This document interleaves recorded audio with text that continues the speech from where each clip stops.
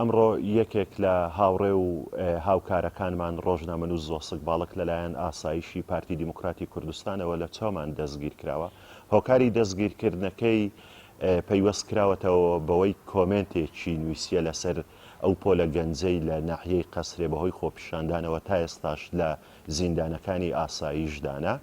گرتنی هاوڕێ و هاوکارمان ڕۆژنامەنووس زۆسک باڵک کە ڕۆژنامەنووسە بە دەر لە مافەکان و یان یاسای ڕۆژنامەنووسی کە بەرکارە لە هەرێمی کوردستان گیراوە، بەڵام هۆکاری گرتنەکەی بەو شێوەیە بەبێ فەرمانی دادگا ئاماژەدانێکە لۆ ئەوەی کە چالاکوانان ڕۆژنامەنووسەکانی دیکە لەو سنوورە نەتوانن بە ئازادی بنووسن، بە ئازادی قسە بکەن، پشتیوانی لە خەڵکی ئازاد بکەن.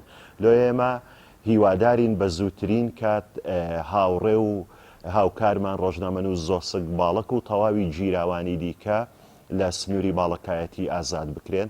ئەگەر ئازاد نەکرێن ئێمە ڕێکاری دیکەی مەدەنی ئەگرینە بەر.